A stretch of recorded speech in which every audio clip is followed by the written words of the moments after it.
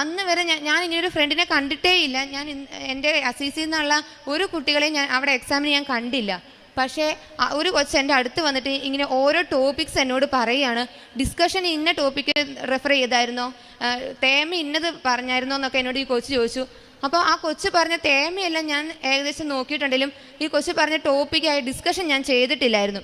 അപ്പോൾ ഞാൻ ആ കൊച്ചിനോട് പറഞ്ഞു, ഞാനിത് നോക്കിയിട്ടില്ല, ബാക്കി എല്ലാം തന്നെ ഞാൻ നോക്കിയിട്ടുണ്ട്, ഇത് ഞാൻ നോക്കിയിട്ടില്ലല്ലോ എന്ന് പറഞ്ഞു. അപ്പോൾ ഈ കൊച്ചിനോട് പറഞ്ഞു, ഇതൊക്കെയാണ് പോസിറ്റീവ് വശങ്ങൾ, ഇതൊക്കെയാണ് നെഗറ്റീവ് ഇതിൻ്റെ കാര്യങ്ങൾ എന്ന് ഈ കൊച്ച് പറഞ്ഞു തന്നു. അപ്പോൾ ഞാൻ നോക്കിയപ്പോൾ എനിക്ക് പോസിറ്റീവ് വശം കുറച്ച് എനിക്കറിയാം, എന്തായാലും നെഗറ്റീവ് എനിക്ക് അറിയത്തില്ല.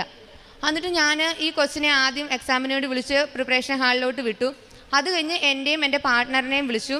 ഞങ്ങൾ എക്സാമിന് പോയി.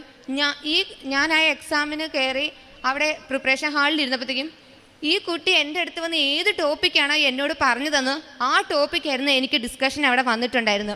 ഞാൻ ശരിക്കും അത്ഭുതപ്പെട്ടു പോയി. മാതാവ് ഇത് വന്ന് പറഞ്ഞു തന്ന പോലെയായിരുന്നു ആ ടോപ്പിക്ക്. അങ്ങനെ ഞാൻ എൻ്റെ 15 മിനിറ്റത്തെ എക്സാം പ്രിപ്പറേഷൻ കഴിഞ്ഞ് ഹാളിലോട്ട് എക്സാമിലെ റൂമിലോട്ട് 2 എക്സാമിനേഴ്സും ലേഡീസ് ആയിരുന്നു. അവർ നല്ല കൂളായിട്ട്, ഞങ്ങൾക്കൊരു എക്സാം മൂഡല്ലായിരുന്നു അവിടെ അവർ ഞങ്ങൾക്ക് തന്ന് പേരൊക്കെ ചോദിച്ച് നല്ല കൂളായിട്ട് അവർ ഞങ്ങൾക്ക് എക്സാം നടത്തി. ഫസ്റ്റത്തെ ടൈലായ തേമ പ്രസൻറ്റേഷൻ നടത്തി.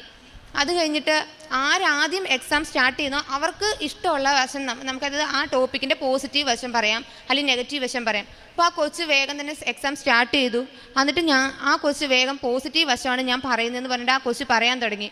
ഞാനപ്പം എൻ്റെ കയ്യിൽ നിന്ന് പോയി. അപ്പം ഞാൻ എൻ്റെ കയ്യിൽ കാശ് രൂപ ഉണ്ടായിരുന്നു. ഞാൻ മാതാവിനോട് പറഞ്ഞു, മാതാവേ, എൻ്റെ കയ്യിൽ നിന്ന് ഇത് പോയി, ഈ പരീക്ഷ ഞാൻ ഇനി ജയിക്കുകയില്ല, എനിക്കത് ഉറപ്പാണ്, അപ്പം നീ തന്നെ ഇടപെടണം എനിക്ക് എന്ന് പറഞ്ഞു. ഞാൻ അങ്ങനെ പറഞ്ഞ ആ സെക്കൻഡിൽ തന്നെ ആ എക്സാമിന് പറയുക, സ്റ്റോപ്പ് ദി എക്സാം എന്ന് പറഞ്ഞു. എക്സാമിന് സ്റ്റോപ്പ് ചെയ്യാൻ പറഞ്ഞു. എന്നിട്ട് പറയാം, ഇങ്ങനെയല്ല എക്സാം തുടങ്ങേണ്ടത്, കാവ്യ പോസിറ്റീവ് വശം പറയാൻ പറഞ്ഞു. അങ്ങനെ എനിക്ക് പോസിറ്റീവ് വശം പറയാനും ആ എക്സാം ഒരു തടസ്സവും കൂടാതെ നല്ല രീതിക്ക് എനിക്ക് പറയാനും പറ്റി. അപ്പം ഞാൻ മാതാവിനോട് വീട്ടിൽ വേണ്ടി ഞാൻ പ്രാർത്ഥിച്ചു, മാതാവ് ഈ